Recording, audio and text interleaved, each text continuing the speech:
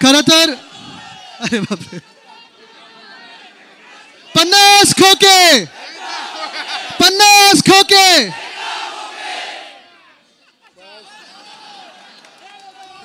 आपण हे बोलून तर शांत होतो आणि गद्दार लोकांना अशी काही मिरची लागते दिवसल्यासारखं होतं त्यांना पण ते बरोबर जागी मिरची पण वाया घालवू नका काय आज आपण सांगत होतो मार्गदर्शन वगैरे मी बिलकुल मार्गदर्शन करायला आलेलो नाहीये मी आज फक्त एवढंच तुम्हाला विचारायला आलेलो आहे की तुम्ही लढायला तयार आहात की नाही कारण जरा ऐका कारण जी परिस्थिती आपल्या महाराष्ट्रात झालेली आहे जे काही वातावरण आपण पाहतोय आजूबाजूला आपल्याला वाटत होतं की खोके सरकार बसलेलं आहे खोके सरकार आहे धोके सरकार आहे पण चिंदी चोरांचं पण सरकार ह्या महाराष्ट्रात भाजपाने आपल्या डोक्यावर बसवलेलं आहे साधारणपणे एक सरकारची धाक असायला पाहिजे सरकार म्हटल्यानंतर सरकारची भीती असायला पाहिजे पण गद्दारांचंच सरकार म्हटल्यानंतर चोरांचंच सरकार म्हटल्यानंतर आपण पाहतोय की सगळीकडे गुंडाराज पसरलेला आहे बरोबर ना काल परवाकडे इथे जे झालं आहे तुम्ही सगळ्यांनी टीव्हीवर पाहिलं असेल गोळी काही साध्या सुध्या माणसांनी घातली नाही कोणी घातली गोळी आमदारांनी घातलेली गोळी आहे कोणाच्या कॅबिन मध्ये घातली गोळी पोलीस स्टेशन मध्ये बसून आणि नंतर त्या आमदारांनी भाजपच्या आमदारांनी टीव्हीवर येऊन सांगितलं की का गोळी घातली ते ठीक आहे आता जे काही न्यायालयात व्हायचं ते होणार आहे सीसीटीव्ही मध्ये जे पकडले ते पकडलेलं आहे आमदारांनी जे काही सांगितलं की कशामुळे का त्यांना राग आला का त्यांचं संतुलन गेलं हे सगळं सांगितलेलं आहे पण आज मी तुम्हाला विचारायला आलेलो आहे की दोन्ही बाजूनी ही जी गुंडगर्दी चाललेली आहे चिंदी चोरांचं जे राज्य आहे हे तुम्ही उलटून लावणार की नाही पळून लावणार की नाही आज तुम्हाला विचारायला आलोय कारण ह्याच्यात ऐका ह्या सगळ्या पूर्ण कारनाम्यामध्ये असं नका वाटून घेऊ की बदनाम होतं तर नुसतं भाजप होतंय किंवा मिंदे होत आहेत मिंदे तर मिंदेच आहेत त्यांना बदनाम अजून करायची गरजच नाहीये त्यांचं नाव मुळात मिंदे झालेलं आहे गद्दार झालेलं आहे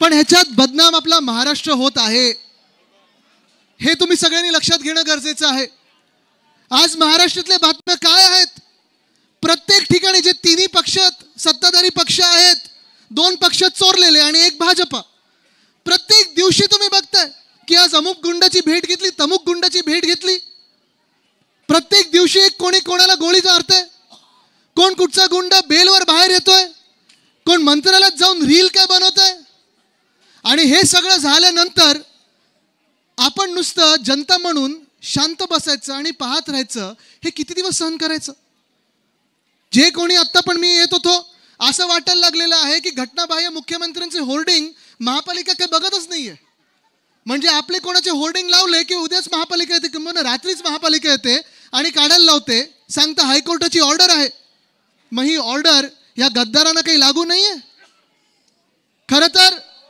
आपण पाहत असाल जाऊ दे जे चालतात चालू दे ना त्यांना कोणाला सतू नका चालू द्या रस्ता द्या जे चालतात चालू द्या त्यांना कोणाला अडवू नका आपलं मिंदे सरकार नाही अडवणूक करण्यासाठी पण आज आपण पाहत असाल जे वातावरण आहे सगळीकडे मी येताना बघत होतो मी आणि राजन विचारे साहेब आम्ही ठाण्यातून येत असताना प्रत्येक पोलवर प्रत्येक पिलरवर प्रत्येक बॅनरवर सगळीकडे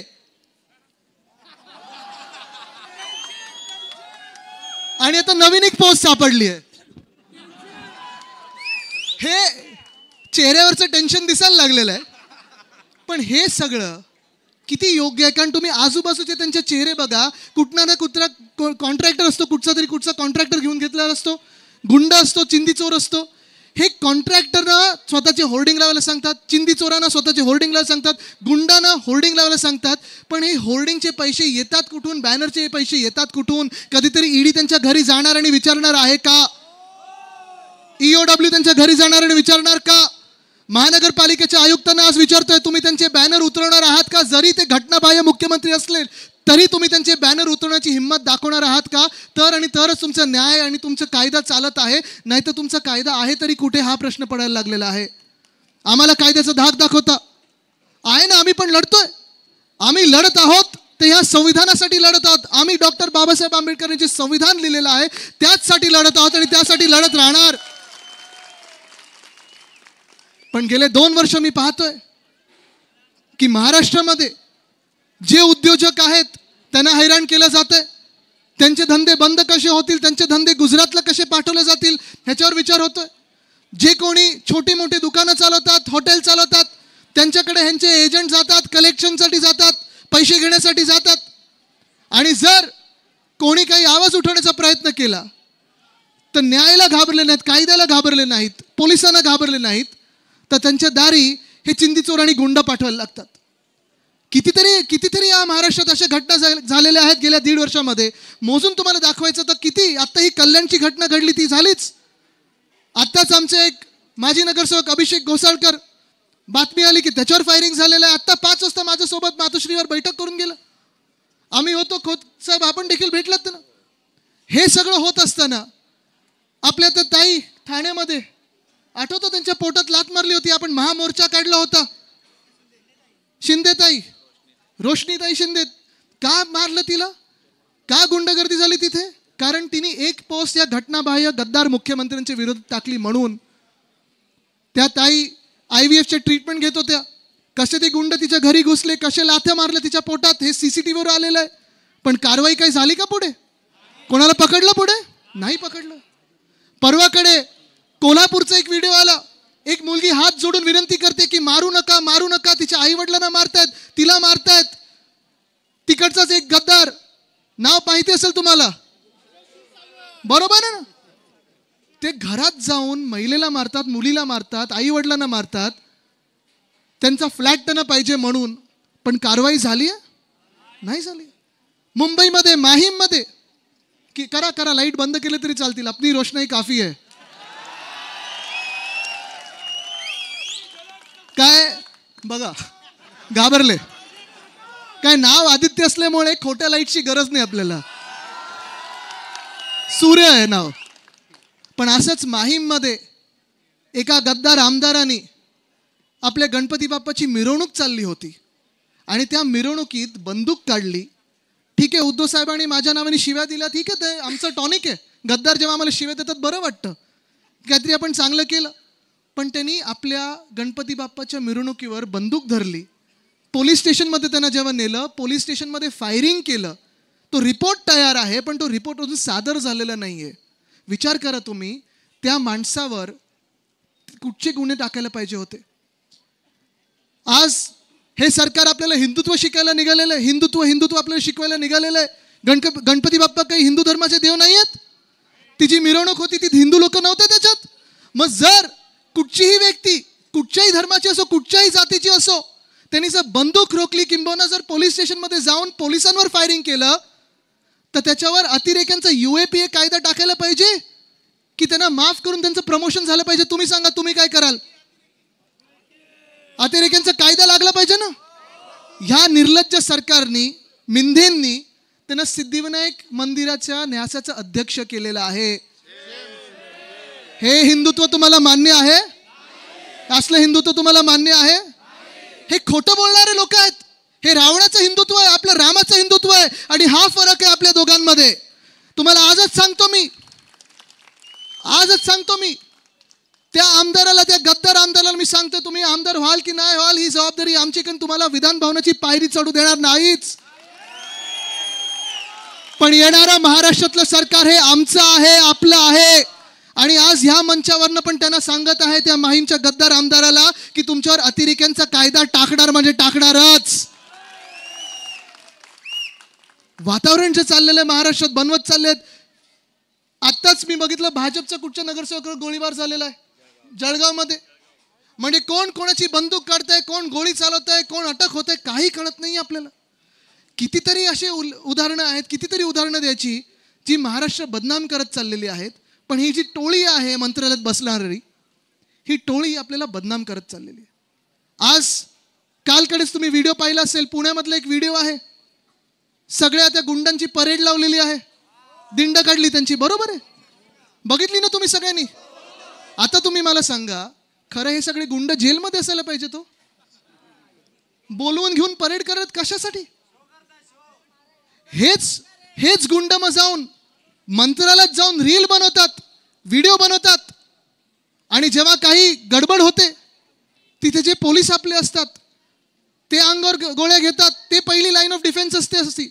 पण आज चित्र हे झालेलं आहे की जर ह्या जिल्ह्यामध्ये अशी गुंडांची किंवा चिंदी चोरांची, पक्ष चोरांची जर दिंड काढायची झाली, परेड काढायची झाली, तर कोणाची हिंमत नाही होणार. कारण रांकेत माहितीये कोण पहिलं येईल? तुम्ही सांगा. आज मी तुम्हाला सांगतोय, ह्या महाराष्ट्रामध्ये जी परिस्थिती झालेली आहे, तुम्ही आपला महाविकास आघाडी सरकारचा काळ बघा आणि आत्ताचा काळ बघा. महाविकास आघाडीच्या 2.5 वर्षामध्ये आपण एक सुद्धा जातीय दंगल होऊ दिली नाही, धर्माधर्मामध्ये वाद होऊ दिले नाहीत, जातीमध्ये वाद होऊ दिले नाहीत, जिल्ह्यांमध्ये वाद होऊ दिले नाहीत, चोरांची टोळी असेल, गुंडांची टोळी असेल, कुठेही फिरू दिलं नाही, सामान्य माणसाला हैराण करू दिलं नाही. पण आज जे 1.5 वर्षात जे वातावरण झालेलं आहे, 1, 2, 3, 4, 5 कितीतरी अशा गोष्टी मोजून दाखवू शकतो. मुळात ज्या मंत्रिमंडळात असे मंत्री बसतात ज्यांच्यावर आरोप झालेले आहेत महिलांवर अत्याचार करण्याचे, आणि जे मंत्री महिलांना शिवीगाळ करू शकतात, हे कॅबिनेटमध्ये मंत्री बसल्यानंतर तुम्ही ह्या मंत्रिमंडळाकडून अपेक्षित तरी काय करू शकता? अजून आहेत 1-2 कितीतरी आहेत.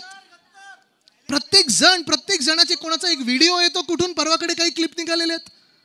पण हे सगळं जे भयंकर आणि भयानक प्रकार सुरू आहे, घाणेरडा प्रकार सुरू आहे, ह्याला आपल्याला आता बदलायचं आणि बदलायला लागणारच. कारण ज्या राज्यात कायदा सुव्यवस्थेची परिस्थिती ढिली असते तिथे उद्योगधंदा येत नाही, उद्योगधंदा आला नाही तर रोजगार येत नाही, रोजगार आला नाही तर आपण काय करणार? जाणार तरी कुठे? गुजरातला. हे उद्योग घेत आहेत तिथे, पण आपले एक तरी इकडच्या मराठी माणसाला, एकाही महाराष्ट्रातल्या माणसाला गुजरातमध्ये नोकरी मिळणार आहे का? तुम्ही मला सांगा. नाही मिळणार आहे. पण हे चित्र जर बदलायचं असेल तर तुम्हाला सगळ्यांना एकत्र येणं लागणारच. मी ऐकत आहे की हा मतदारसंघ काही सर्वे घेत आहेत, सतत सर्वे चाललेले आहेत, बरोबर आहे, महाराष्ट्र आपला आहे. पण आज तुम्हाला सांगतो, सर्वेमध्ये मला अजून एक गोष्ट कळली, ती म्हणजे जे आत्ताचे विद्यमान गद्दार खासदार आहेत ना, जे मला कोल्ड कॉफी द्यायचे,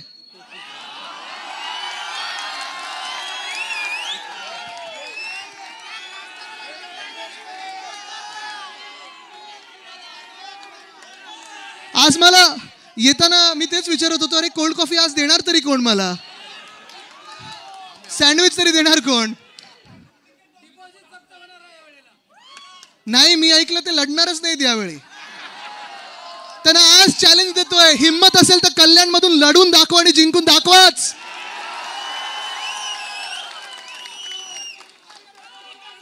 कारण इथून जिंकणार तो शिवसैनिकच आणि आपलाच जिंकणार.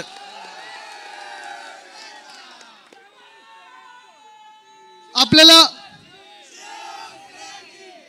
हेच वातावरण मला संपूर्ण महाराष्ट्रात दिसत आहे. हे जे गद्दारीचं वातावरण आहे, गँगस्टरचं वातावरण आहे, जर तुम्ही पाहत असाल, जे मी सांगत होतो, पोलिसांची पण परिस्थिती अशी बिकट करून ठेवलेली आहे. विचारे साहेब, परवा जो फुटेज बाहेर आलं ना पोलीस स्टेशन मधलं जे फायरिंगचं, तसं मग माहीम मधलं फुटेज अजून का बाहेर नाही आलं?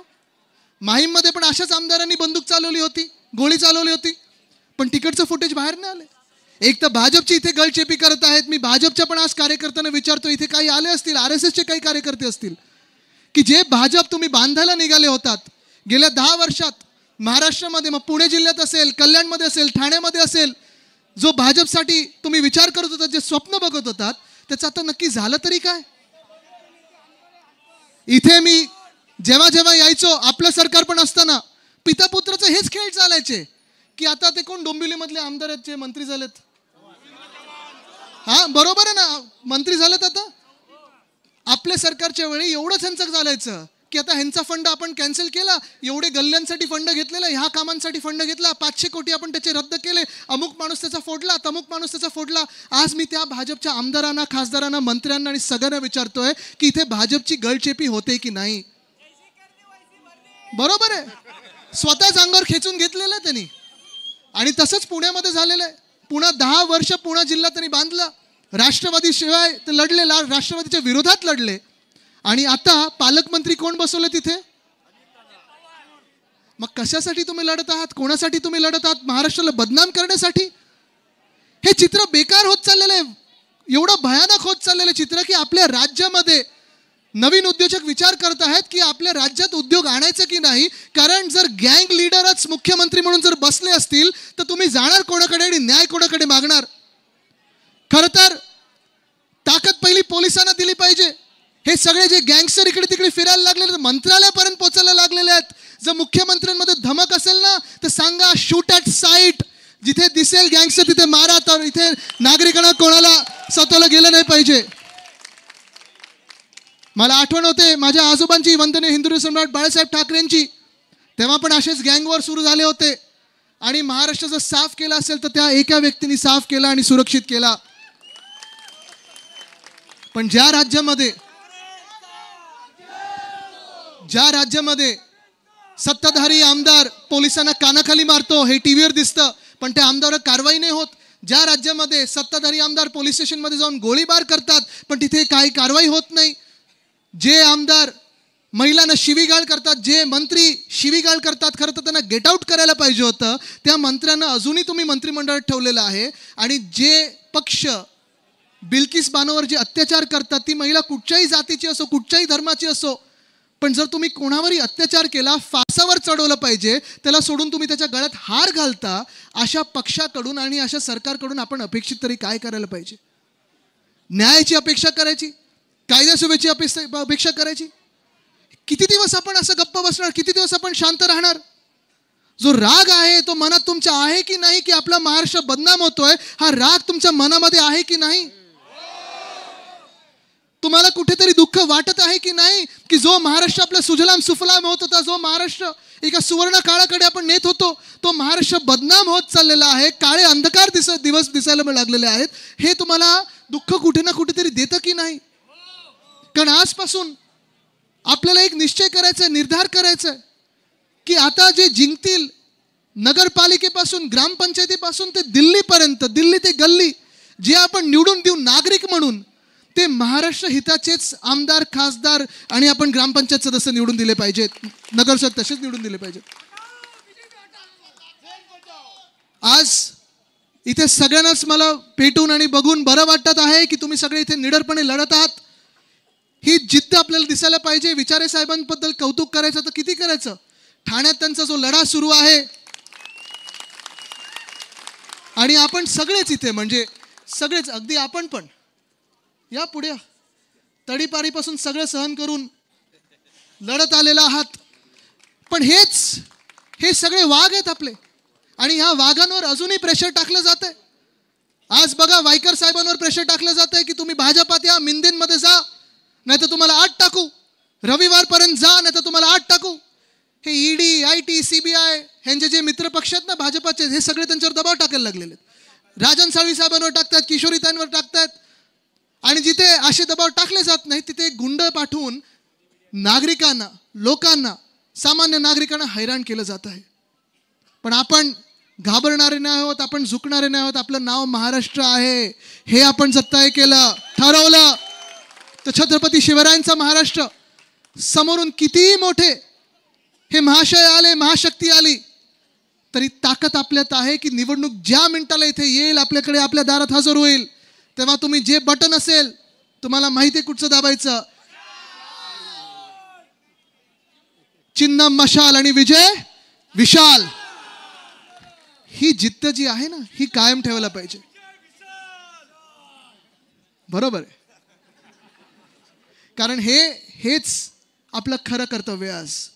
आज तरुण म्हणून विचार करत असताना, आज महाराष्ट्रातला एक नागरिक म्हणून विचार करत असताना, आज ह्या देशाचा नागरिक म्हणून विचार करत असताना चिंता मला ह्याच गोष्टीची आहे की हे 2024ची जी निवडणूक आहे ही आता आपल्या देशासाठी डू ऑर डायची झालेली आहे. एक तर आपली लोकशाही टिकेल किंवा पूर्णपणे संपूर्ण नष्ट करून झालेली असेल. आज आपण पाहताय आपल्या महाराष्ट्रामध्ये साधारणपणे 30 महानगरपालिका अशा आहेत जिथे निवडणूकच घेण्याची यांची हिंमत झालेली नाही आहे. 40 गद्दारांच्या सीट अशा आहेत जिथे यांची निवडणूक घेण्याची हिंमत झालेली नाही आहे. खासदार पण असे आहेत जे घाबरट आहेत, जे डरपोक आहेत, निवडणुकीच्या वेळी सीट बदलण्याचा विचार करतात पण इथून लढण्याचा विचार करत नाही आहेत, पण निवडणुकीला सामोरी जाण्याची तयारी नाही आहे. मी ऐकत होतो की कोणातरी त्यांच्याच जवळच्या कार्यकर्त्याला गोळीबार झालाय म्हणून ते साजरं करणार नाही, दिल्लीत जाऊन झाले धमाल. कोणाकोणाबरोबर झाले पार्टी मी सांगत नाही, कारण घर फोडणारे आपण नाही होत. जाऊ दे, त्याच्यात आपल्याला जायचं नाही, त्यांच्या घरात जायचं नाहीये. पण मूळ गोष्ट हीच आहे. मी तुम्हाला पुन्हा एकदा विचारायला आलेलो आहे की हे जी गुंड आहेत, जी गुंडगर्दी आहे, ती संपवायला तुम्ही एकत्र येणार की नाही? जे महाराष्ट्राला बदनाम करणारे आहेत त्यांना संपवायला तुम्ही एकत्र येणार की नाही? हे जे चिंदी चोर आहेत, जे पक्ष चोर आहेत, त्यांना तुम्ही घाबरणार की उत्तर देणार? दिल्लीवरनं कितीही मोठी शक्ती तुमच्या अंगावर आली तरी तुम्ही त्याला आडवं करणार की नाही? तुम्ही महाराष्ट्र म्हणून एकत्र येणार की नाही? जातपात धर्म सगळं विसरून आपण आपल्या राज्यासाठी एकत्र येणार की नाही? आपण आपल्या संविधानासाठी एकत्र येणार की नाही? आपण आपल्या ताकदीसाठी एकत्र येणार की नाही? आणि सगळं सोडा, तुम्ही तुमच्या स्वतःच्या सुरक्षेसाठी एकत्र येणार की नाही? ही ताकद जी आहे ना, ही ताकद जर एकवटली तर तुम्हाला कोणीही वाकडं करू शकत नाही, तुमच्या समोर कोणी वाकडं जाऊ शकत नाही. हे आज तुम्हाला मी सांगायला आलेलो आहे. आज मी तुम्हाला एकच सांगतो की उद्धव साहेब आणि मी दोघं आम्ही तुमच्यासाठी लढत आहोत. तुम्ही आम्हाला सपोर्ट करणार की नाही? तुम्ही आम्हाला सांभाळून घेणार की नाही? काय आपल्याला ढाल म्हणून कोणी नकोय, अंगावर वार घ्यायला आम्ही आहोत. तुम्ही आमची तलवार बनणार की नाही? बनणार. मला सगळ्यांनी हात वरती करून, किती तलवारी माझ्या समोर आहेत? तलवार म्हणजे तलवार नाही तर ईव्हीएम मधलं मत आपलं तलवार असेल. धन्यवाद. जय हिंद, जय महाराष्ट्र, वंदे मातरम. कृपया सर्वांना विनंती आहे की सर्वांनी शांततेने जायचं आहे. कृपया साहेब पत्रकारांची आदित्य ठाकरे साहेब इकडे खाली डी मध्येच बोलणार आहेत. माझी पत्रकारांना